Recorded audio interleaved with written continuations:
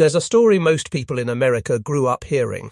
A family in rural Tennessee, an invisible force that moved through their home at night, pulled children from their beds, whispered in the dark, and spoke in full sentences about things it had no business knowing, a presence so relentless and so real that it allegedly drove a grown man to his death and left an entire region too frightened to explain it. That story has been called the most documented paranormal case in American history. So here's a simple question. Where are the documents? Because when you actually go looking not for the legend, but for the evidence, you find something that should stop you cold. There are no newspaper reports from the time it happened, no letters, no court records referencing any of it. The single written account that every book, every documentary, every film traces back to was published in 1894, 75 years after the fact, by one man, a newspaper editor and Freemason, who, forensic analysis now strongly suggests, almost certainly wrote the so-called eyewitness diary himself. And that is just the first problem, because buried in the actual historical record in church minutes, estate documents, and a military officer's travel journal from October 1820 is a version of this story that is quieter, stranger, and far more disturbing than anything the legend gives you. A version with a real excommunication, a real death that looks increasingly like a poisoning, and a 12-year-old girl at the centre of everything whose role nobody has ever been fully honest about. The Bell Witch is real, just not in the way you were told. Before we get to the witch, let's establish what we can actually confirm. John Bell Sr. was a real person. He was born around 1750 in Halifax County, North Carolina. Around 1804, he sold his North Carolina property and moved his family roughly 400 miles southwest to Robertson County, Tennessee, near a bend in the Red River. We know this from deed records in both states. His farm was real. His wife Lucy was real. His children, including a daughter named Elizabeth, called Betsy, born in 1806, were all real people, confirmed in census records, probate documents, and church minutes held today at the Tennessee State Library and Archives. On April 20th, 1805, John Bell enrolled in the Red River Baptist Church. That date is in the church minutes. He was a church-going farmer in a frontier Baptist community, which means the church wasn't just his spiritual life, it was his entire social world. The farm itself, the legend describes it as a grand estate of 1,000 acres, home to one of the wealthiest men in the region. The estate documents tell a different story. When Lucy Bell's portion of the property was assessed in 1821, the total farm worked out to approximately 320 acres, not 1,000, not even close. John Bell was a working farmer of modest means, not a frontier aristocrat. That discrepancy matters. We'll come back to it. Here is the detail that almost every retelling of the Bell Witch leaves out entirely. On January 13th, 1818, documented in the Red River Baptist Church minutes, page 148, John Bell was formally excommunicated from his church. The charge was usury. He had been caught charging illegal interest on a loan to a neighbour. Think about what that meant in a rural Tennessee Baptist community in 1818. The church was everything. It was your reputation, your social standing, your moral identity. To be formally expelled was a public verdict. Everyone in Robertson County knew. And that neighbour Bell had wronged. The dispute may have involved a transaction connected to the Batts family. His neighbours was not going away quietly. The alleged haunting is conventionally said to begin around 1817. The excommunication happens in January 1818. The entity, in the legend's own account, repeatedly declares that it is acting because old Jack has wronged someone. That is not a coincidence. That is a documented community moral judgment wearing a supernatural mask. But here's where it gets complicated. Because in October 1820, 3 years into the alleged haunting, and just 2 months before John Bell's death, we get the one genuine near-contemporary document that references any of this. And what it describes is not what you'd expect. Captain John R. Bell, no relation to the family, was a military officer travelling through Robertson County on October 19, 1820, as part of a surveying expedition. He kept a journal. That journal has been confirmed and examined by historians, and in it, he records something he heard locally about a young girl, approximately 15 years old, living about 3 miles from a settlement called Murphy. He writes that a voice accompanies her, that this voice responds to questions, that thousands of visitors have travelled to hear it. And notice this, that many observers were already convinced it was ventriloquism, performed either by the girl or by her brother, who was generally present with her. Read that again. Thousands of visitors. A curiosity drawing people from across the region, investigators already suspecting a human source. No dying patriarch, no demonic violence, no family under siege. A local attraction, strange enough to mention in a travel journal, described in a tone of bemused curiosity rather than horror. This is the only document we have from the actual period of the alleged haunting, and it describes something completely different from the legend. So the question now isn't just what happened, it's how a curious local phenomenon involving a young girl, and possibly her brother, became, over 70 years of retelling, the most terrifying ghost story in American history. Every detailed account of the Bell Witch, every specific story about the entity pulling hair, reciting sermons, smashing furniture, cursing John Bell traces back to a single source, a manuscript called Our Family Trouble, attributed to John Bell's youngest surviving son, Richard Williams Bell, allegedly written in 1846. Richard Williams Bell was born in 1811. That means he was approximately 6 years old when the haunting supposedly began, and about 10 when it ended. The 1846 memoir, if genuine, would be an adult man's reconstruction of early childhood memories. There's a serious problem. The manuscript has never appeared as a physical object available for independent scholarly examination. No one has verified its paper, its ink, its handwriting against known samples. It exists today only as a text inside the book that M.V. Ingram published in 1894. Ingram was the editor of a newspaper in Clarksville, Tennessee. He was also, by confirmed historical record, a lifelong Freemason buried under Masonic auspices in October 1909, documented in his own newspaper's obituary. He claimed to have received the Bell family manuscript around 1891 and spent 3 years preparing it for publication. When researcher Joe Nickel of the Committee for Skeptical Inquiry performed a forensic linguistic analysis of the manuscript, he found something striking.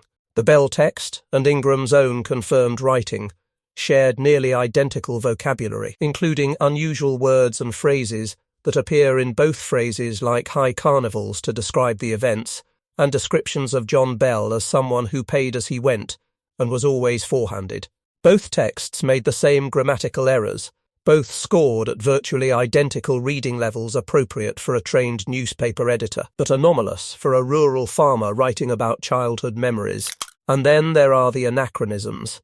The manuscript uses the word detective and phrases like detective business terminology that did not enter common American English until the 1840s and 1850s, which is already suspicious for an 1846 composition, and impossible for events described as happening in 1817. That sounds like a straightforward case of fabrication. But hold on, because something genuinely strange does predate Ingram. In 1886, 8 years before Ingram published anything, Goodspeed's History of Tennessee included a passage describing the Bell Witch.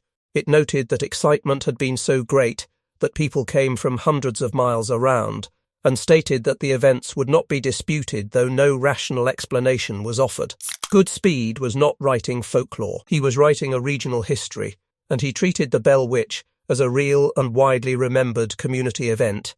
In 1891 and 1892, when Ingram began gathering material, he collected signed testimonials from elderly Robertson County residents who stated they had personally heard accounts of the haunting from their own fathers, grandfathers, and neighbours who had been alive during the 1817 to 1821 period. One man named John A. Gunn stated he had heard the accounts from multiple members of 2 different generations of his own family. These testimonials are second-hand. They are not eyewitness accounts, but they represent something. Some version of the Bell story was circulating in Robertson County long before Ingram shaped it into the version we have today. So here is where we actually stand. Ingram almost certainly wrote, or heavily rewrote, the manuscript he attributed to Richard Williams Bell, but he was almost certainly embellishing a real skeleton of oral tradition, not constructing a haunting from nothing. The ghost he gave us may be his invention. The underlying story, the troubled family, the dying man, the girl at the center of it all, that part, appears to be real. Which brings us to the question of what actually killed John Bell. John Bell Sr. died on December 20th, 1820. That is confirmed in Robertson County estate records. What the records don't tell us is how he died. The legend, per Ingram's account, describes a man who spent the final years of his life in neurological decline. His jaw stiffened, his tongue swelled, he had difficulty swallowing, his face twitched, he would improve briefly, then worsen. By December 1820 he could not be roused. His family went to the medicine cabinet and found a single vial of dark, smoky liquid they did not recognize. They tested it on a cat using a straw. The cat died rapidly. They threw the remaining liquid into the fireplace. It burned with a blue flame. John Bell was dead within hours. The entity's voice was said to exult at his death. Dr.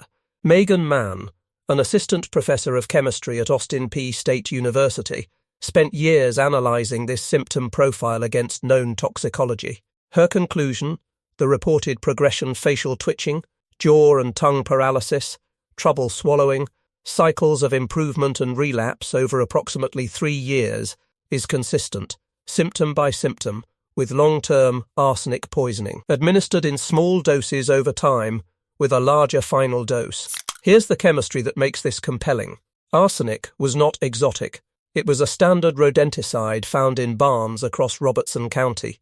The body can partially metabolize small arsenic doses, which explains the reported pattern of Bell's temporary recoveries. Cats cannot metabolize arsenic the way humans do. They lack a specific metabolic pathway, which explains why the same substance that had slowly sickened Bell over years killed a cat within minutes. And arsenic compounds, when burned, can produce a blue flame. Arsenic poisoning was documented widely enough in this period that specific legislation against its sale was eventually enacted across the Western world, and the documented historical contexts for domestic arsenic poisoning in early 19th century America included enslaved people poisoning enslavers, abused spouses poisoning husbands, and community members acting on personal grievances. All 3 of those contexts existed in John Bell's life. He enslaved at least 10 people on that farm. His community had formerly judged him a cheat. His household was under severe stress. But here's the thing that makes this a genuine mystery rather than a solved case. We have no physical evidence, no body, no vial, no surviving material of any kind. We have only symptom descriptions from a literary source that may have been composed by a man who wasn't there. So while the arsenic theory is scientifically plausible and historically grounded, it cannot be confirmed. It is a compelling explanation for a death we cannot forensically examine. And notice what the arsenic theory implies.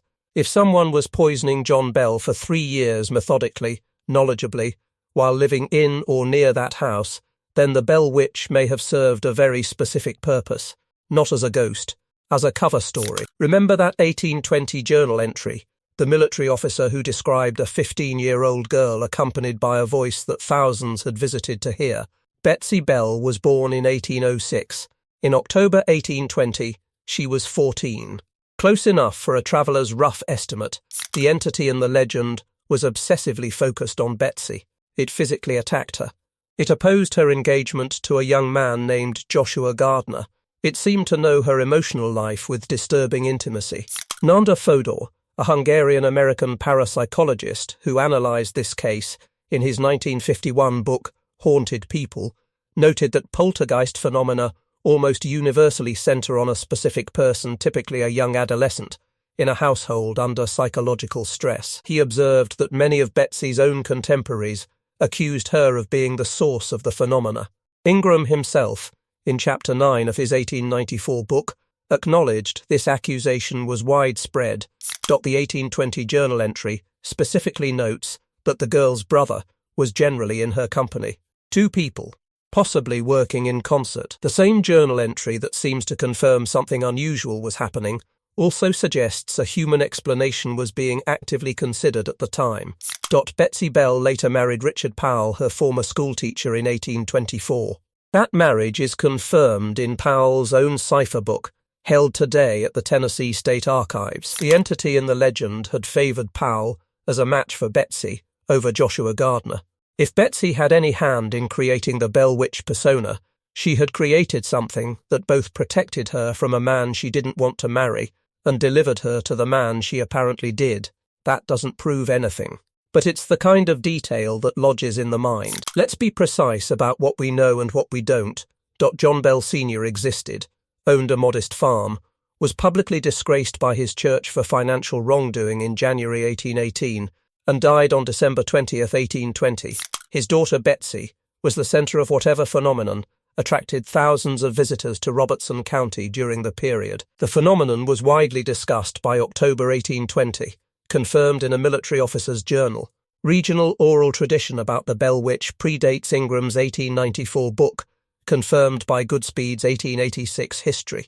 The detailed literary account, the talking entity, the specific attacks, the death scene was almost certainly written or heavily composed by Ingram himself, not by any Bell family member. What we don't know, what the phenomenon actually was, whether John Bell was poisoned, and if so, by whom, whether Betsy Bell was consciously producing effects, experiencing genuine psychological distress, or both, whether any of the specific incidents Ingram describes have any connection to real events, or whether they are entirely literary. What is genuinely disputed, whether Ingram was a deliberate fabricator or a sincere compiler who reshaped material he believed was authentic, whether the entities stated grievances the moral condemnation of Old Jack reflect community sentiment that found a supernatural outlet, or whether that detail was inserted by Ingram to make the story morally coherent, whether the Andrew Jackson visit, the simultaneous sermon recitations,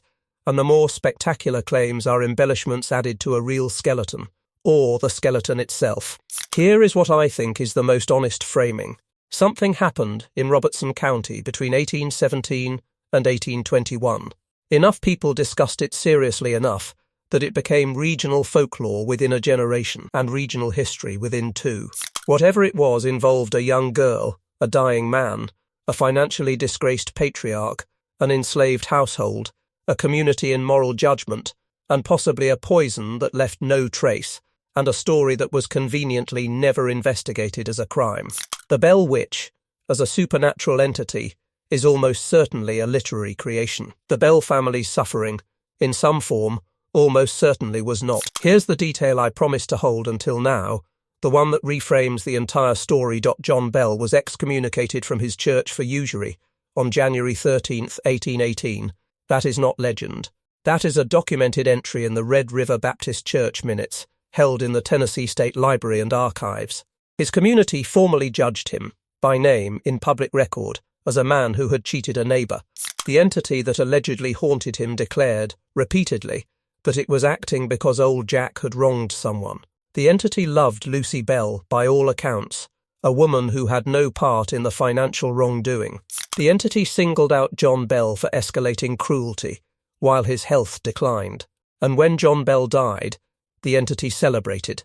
You don't need a ghost for any of that. You need a community that had already rendered its verdict, a household under unbearable internal strain, possibly someone in or near that house with access to a barn full of arsenic and 3 years of motive, and a storytelling tradition that transformed a human tragedy into a legend, because a legend is easier to live with than the alternative. The alternative being that the most famous haunting in American history may have been, at its core, a slow domestic crime that no one investigated, because everyone who might have asked difficult questions had already decided the witch did it. The Bell Witch is real as a legend.